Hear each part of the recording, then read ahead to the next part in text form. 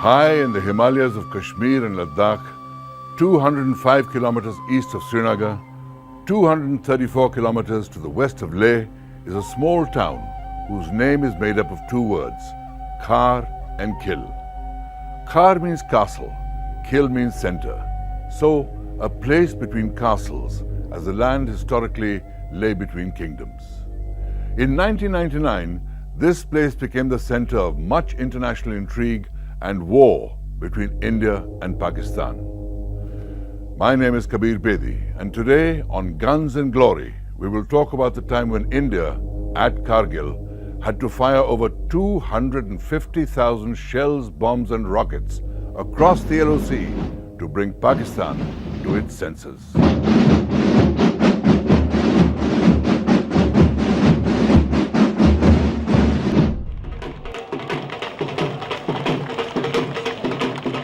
On 20th of February 1999, at the Wagah border, the Prime Minister of Pakistan waited to receive his guests. This was the inaugural trip of the Delhi-Lahore bus service and the first visit to Pakistan by an Indian Prime Minister in 10 years. When Prime Minister Atal Bihari Vajpayee alighted from the bus, it seemed that the ice of suspicion and misunderstanding between the two neighbors was finally on the verge of a thaw.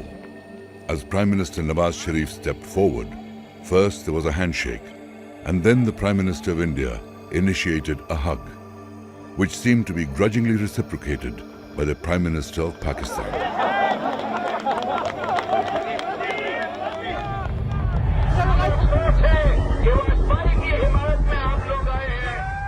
Across Pakistan, there had been agitations against the visit. In Karachi, a cardboard replica of the bus had been burnt. In Lahore, a policeman had died. And one of the most, if not the most powerful man in Pakistan was conspicuous by his absence. Pakistan's Chief of Army Staff, General Pervez Musharraf, had boycotted the event at Wagah. Prime Minister Vajpayee told the people of Pakistan that his message to them was short and simple. Put aside the bitterness of the past and let us together make a new beginning. In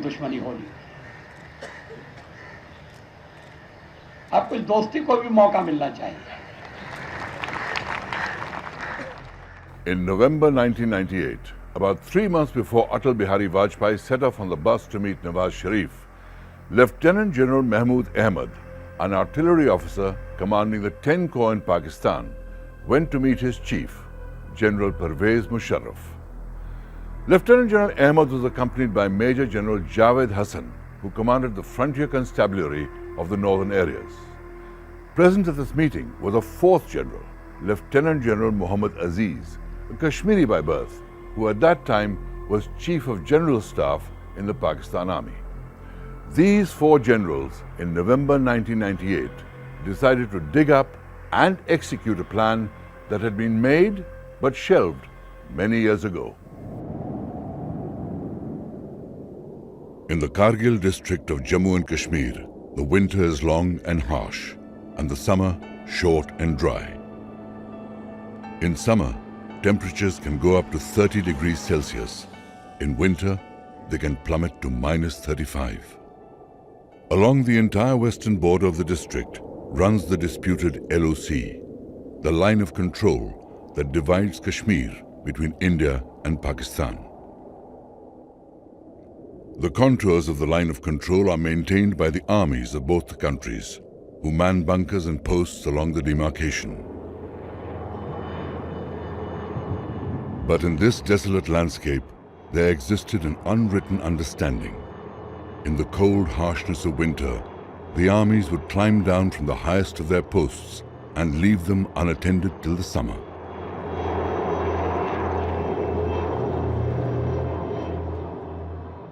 This understanding ended in 1999, when 4 Pakistani generals put into motion a simple but devious plan to destabilize the status quo. From Rawalpindi Army Headquarters, a secret order went out. Occupy the bunkers and posts in the Dras Kargil sector that the Indian Army had vacated in the winter of 1998-99.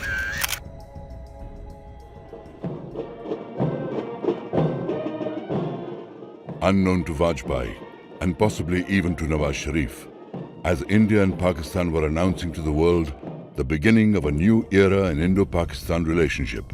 Pakistan's Northern Light Infantry had already occupied 132 Indian posts and controlled an area of about 130 square kilometers that stretched over a 100-kilometer front with depths ranging between 7 to 15 kilometers inside Indian territory.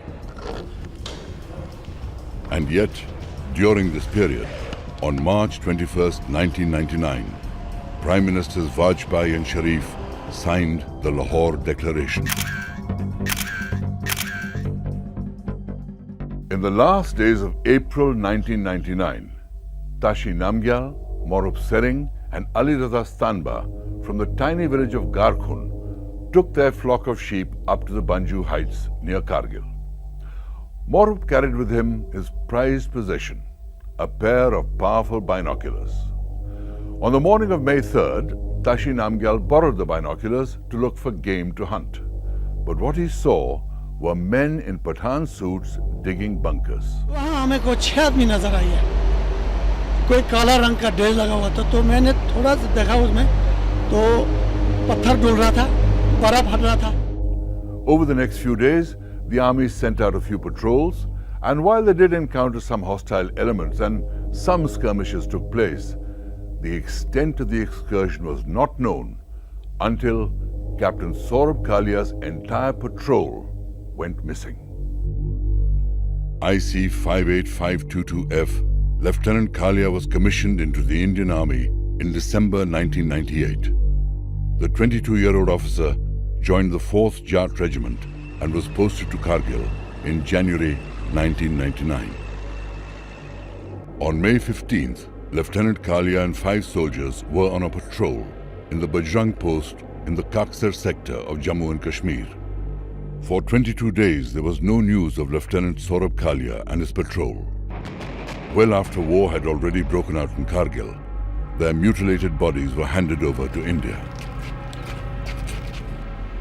Autopsy reports showed extreme torture, including cigarette burns, eardrums pierced with hot rods, and amputated limbs.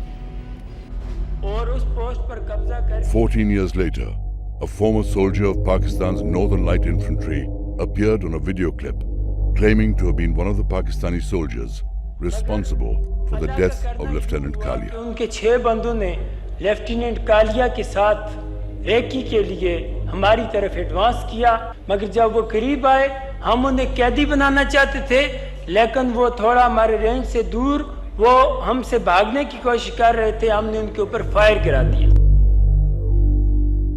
Lieutenant Kalia and his patrol were captured and killed because they had seen the intruders. The Northern Light Infantry were taking no chances. While successive foot patrols and chopper reconnaissance by the Indian Army did find proof of incursions, it was not till the middle of May 1999 that the larger picture became clear. Initially, we thought it was just the infiltrators, the Mujahideen. But then, as we started launching a series of probing attacks, we found that it was not the Mujahideen, it was the regular Pakistan army. This was no ordinary infiltration, but a full-scale occupation. And the Indian Army needed to retake those positions with force. About 1 year before all this happened, the BJP-led NDA coalition had come to power in Delhi. In its election manifesto, the BJP, among other pledges, had promised the induction of nuclear weapons. On May the 11th and May 13th, 1998, India had stunned the world by conducting 5 nuclear tests. 15 days later, on May 28th, Pakistan announced its entry into the nuclear club with tests of its own. A shocked international community immediately imposed sanctions on both countries. So in May 1999, when India began to fire the massive Bofors guns to drive Pakistan out of Kargil, there was great fear that this conflict between neighbors would end in a nuclear war. The ferocity of the Indian artillery response was unprecedented. No single piece of artillery proved more valuable in the assault than the Bofors FH-77B 155mm howitzer. Its long-range, heavy-caliber shells easily destroyed flimsy enemy bunkers. The Bofors guns, which had a range of 24 kilometers at sea level, were found capable of firing beyond the 40-kilometer mark in the rarefied atmosphere of Kargil. The Indian Army deployed 130 Bofors guns. Most of them came under the command of a man who came to be known as the Enraged Bull of Dras. Bofors had each shell weighing 43 kilos. So every shell which you fired on them did make a dent in the enemy defenses and did cause a lot of casualties. I think one of the major reasons the enemy drew back from these places was because of the Bofors firing. As commander of the 8th Mountain Division's artillery brigade at Dras, Brigadier Singh lined up all the guns in his batteries and concentrated on one objective at a time.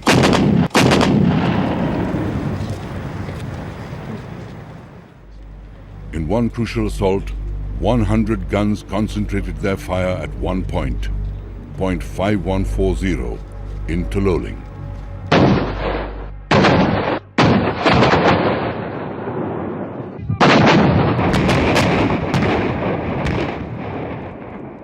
We made sure that every time we attack an objective, we had adequate guns to pound that objective, so we don't suffer casualties. India's 56th Mountain Brigade was deployed to the Dras sector in the second half of May.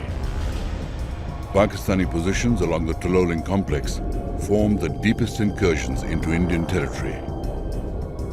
As the NLI had begun to target indirect fire onto the Srinagar-Leh highway, Tololing was the furthest deepest penetration which Pakistan Army had carried out, and it was threatening to cut off the national highway leading to Leh, and all enemy had to do from there was to roll down. Tololing had to be cleared fast, so the 56th Mountain Brigade committed 2 infantry divisions to the task. The 18 Grenadiers went for the Tololing top, and the 1 Naga went for point 5140. There was no time even for reconnaissance or carrying out proper acclimatization. We were just given order to capture Tololing at the earliest, and there was hardly any artillery support available at that time. The attacks began on 22nd May. That's when the 18 Grenadiers and the 1 Naga discovered that the Pakistani positions were extremely well defended. Movement was slow. The Indians had to crawl up rocky cliffs under intense fire. After a week of inching forward, the twin assaults were halted by very heavy Pakistani fire. After 8 days of battle, the Grenadiers suffered more than 150 casualties, and the 1 Naga fared no better. Tololing was the most fierce, deadliest and bloodiest battle which we encountered. We suffered very heavy casualties since enemy was on dominating heights. The units initially deployed to Kargil arrived ill-equipped to face the hardships of mountain warfare. The troops were not even fully acclimatized, and they had not counted on such well-entrenched and well-equipped enemy forces. But the Indian Army quickly retooled its approach to face the rigorous challenges of a high-altitude war. The 2 Rajputana rifles were deployed to Sonamarg and carried out acclimatization and strategic training before moving to take up positions at Dras. The battalion requisitioned appropriate gear to suit the climate. On the 3rd of June, the 2 Raj Rif, under the command of Lieutenant Colonel M.B. Rabindranath, reported to the 56th Mountain Brigade and were given immediate orders to seize Tololing. We tried to maintain surprise, or we actually succeeded in maintaining surprise by dumping ammunition only at night for 6 days.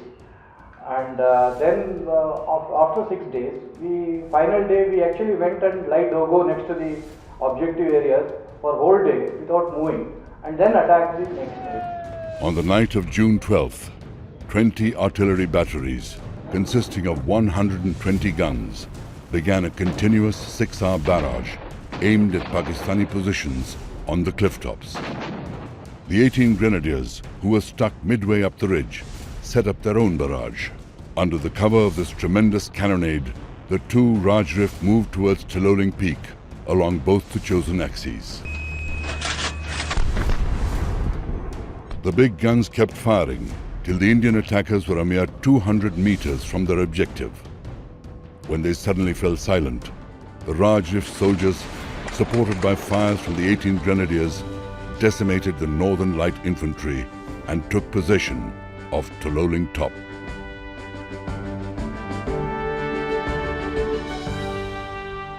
My unit and 2 Raj Rif finally captured Tololing on 13 June 1999, and I lost 25 brave officers, JSUs and men. About 3, the enemy again tried to retake Tololing Top by attacking, launching a counterattack. But I think the numbers were in our favor, so we were able to beat back the attack. On June the 13th, amid heavy shelling, Prime Minister Vajpayee paid a visit to Kargil to boost the morale of the Indian troops. India was determined to hit back hard. But let's leave the war on the ground for a moment and take to the skies, because the use of the Indian Air Force in the conflict set Kargil apart, it being considered a war and not just a border skirmish.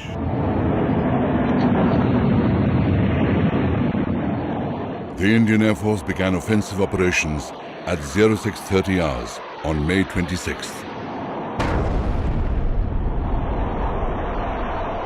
6 successive attacks were launched using MiG-21s and MiG-27s. The targets were intruder bunkers, supply lines and supply dumps in the Dras and Batalik sectors. They used rocket attacks and strafing passes over enemy dugouts in the face of intense enemy fire. And Mi-17 helicopters attacked positions on Tiger Hill.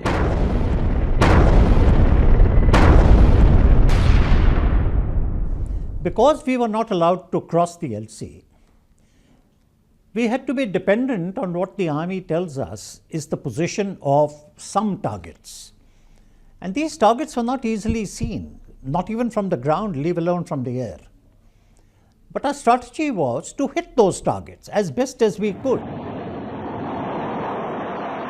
India took a major decision in launching the IAF into action in Kargil. The fear was it would escalate the scale of war and hostilities might not be limited to the Kargil sector. It was a calculated risk that India had to take, but a necessary one. Had Pakistan decided to use their Air Force and anger on our side, we would have lost a tremendous amount of, we would have had a tremendous amount of casualties, because our people were out in the open without any defenses at all. But on the second day of the air attacks, disaster struck. A Hyena formation of MiG-27s took off, tasked with destroying enemy positions in the Batalik subsector. Each MiG-27 carried 40 deadly 80mm rockets and was armed with 30mm cannons. Flight Lieutenant K. Nachiketa was flying number 2 to squadron leader A. Mandokhot.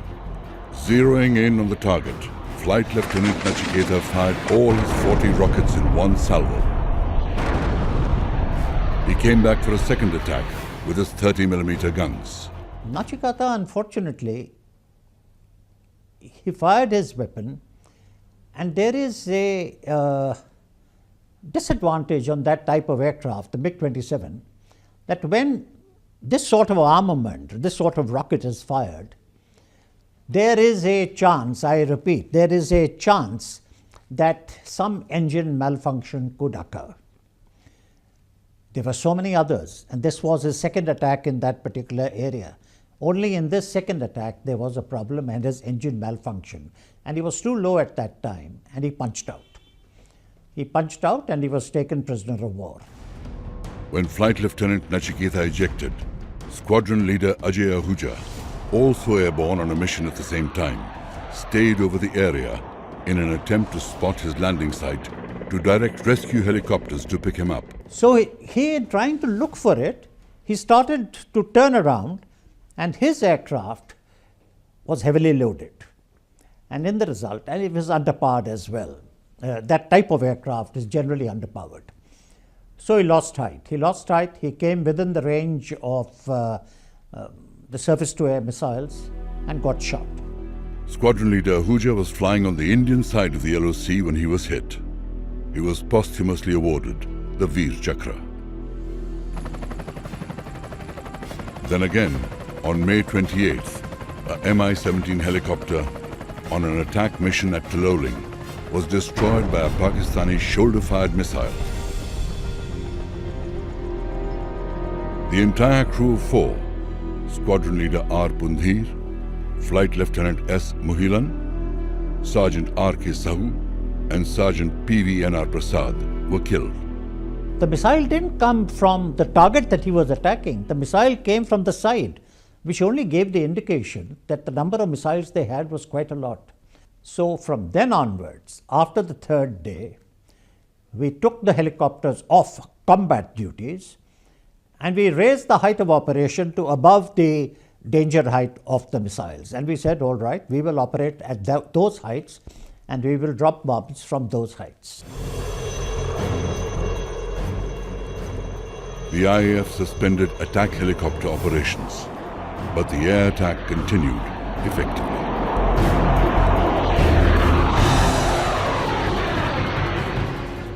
In Kargil, it was a real challenge for fighter pilots not to stray over the LOC as ordered. But air warfare at such heights had other major challenges too. In those mountains, supersonic jets could see their targets only at the last minute. Also, aircraft and ammunition did not behave as per norms, so the IAF had to adapt. In 50 days, what the IAF learnt and put into practice in Kargil is now taught to fighter pilots across the world. For now, let's leave the IAF pounding Pakistani positions as I, Kabir Bedi, say goodbye. And in the next episodes of Guns and Glory, we'll join the ground troops as they scale the treacherous slopes to regain the heights of Kargil.